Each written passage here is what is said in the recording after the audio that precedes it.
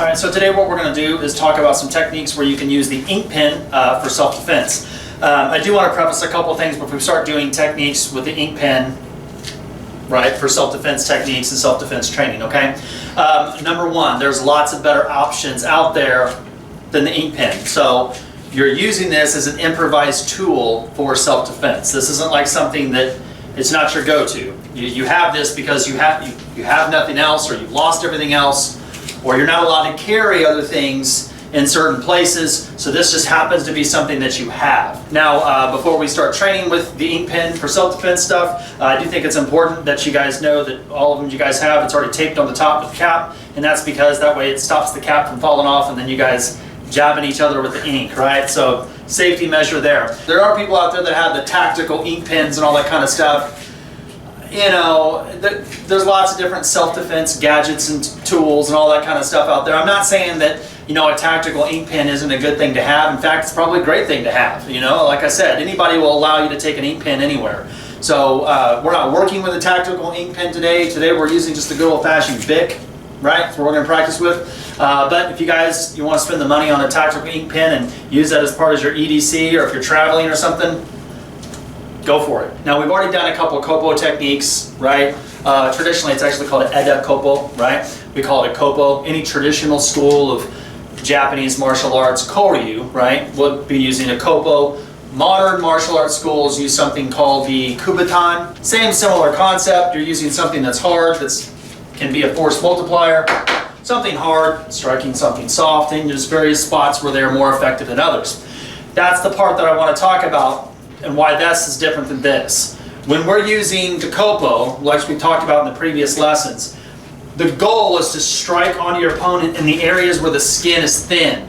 So if I go into the jaw, right, if I take this and I hit him in the stomach, that's not going to be as effective as if I strike into the jaw, right into the collarbone and push on the collarbone, maybe gives me a grab. And I use this on the top of the hand and press into his hands. You know, things like that, or I can dig into certain areas that are really sensitive. That using this as a striking implement or a force multiplier is very effective, and you can take that anywhere you go as well, but it's specific. But this is made as an impact weapon, right? It's made as an impact tool. It's not made to penetrate. It's not made to pierce. It's made to smash. It's made to strike. Understanding the tools that you have and adapting to the situation is crucial to survive any self-defense situation. How can you use this? It's for penetrating. It's for piercing, right? So if you want to penetrate into your opponent, or you want to pierce into your opponent, you got to look at where's the most vital points for that.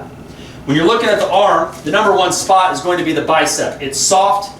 It's a soft spot. You can jam that in there, and it's softer, generally speaking, than the pen itself. And if you're gripping it really tight, firm grip with that thumb on there, if I jam into his bicep, that's going to cause serious damage. That's going to help at least alleviate some type of a grab.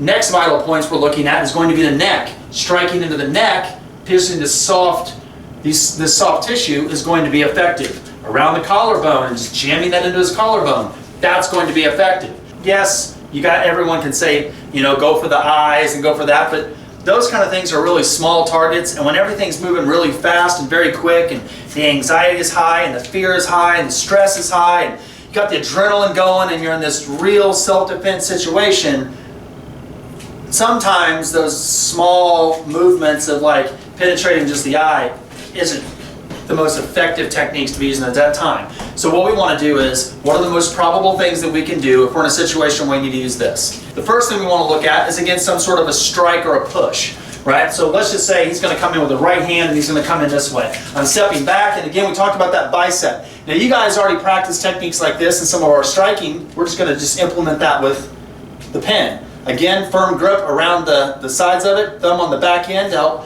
help for penetration. We're going into the bicep, striking into the bicep here. I'm going to then kick to the groin to make him come back. There's that neck, and then I'm striking into the neck. Right? We know this is some of our basic Goshin techniques on this side. So let's look at that technique one more time. He comes in, and it's strike, strike, strike. Let's do it with the other hand here. Same similar thing as he comes in. I'm striking here, the hand up as a check, kick to the groin, and strike into the neck. But what about other things? What if that's something that, not quite the case? Let's just say that, come on over here, he's going to come in with a two-hand grab, right? As he comes in, I want to go over the top, I want to pin that Now biceps might not be the best option right here because he could be moving me around. So again, we're gonna hold it this way, and I'm gonna have you guys take the pin here, and you're gonna put the back end closer to the bottom, and you're gonna put your thumb up, like we use Shito-ken in something like Gyoko-ryu and things like this. Take that, make a stronger Shito-ken, you're gonna go right up between the hands here, and strike it right in there. You see how this, or even if you go around the hand and come to the side. But if he has a two-handed grab, here, I can come underneath, grab the pin and come underneath. I can grab the pin and come to this side. I can turn it, grab the pin and come this way. But either way, he's got two hands. I want to keep him I want to keep him secure. If I have his hands pinned, he can't block what I'm doing. Right? So take advantage of it. Jam it here, here, and around here. Let's look at this realistically. I just saw a technique of someone doing this, right?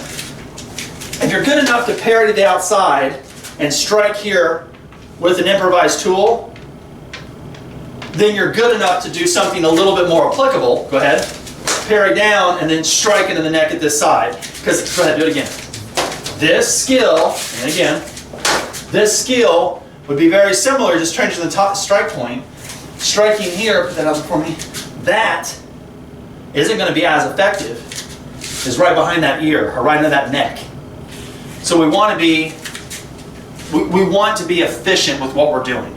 So looking at those things, again, biceps, top of the hands, armpits, the side of the neck, the soft tissue behind the collarbone, the underneath right in here, side of the head, right under behind the ear.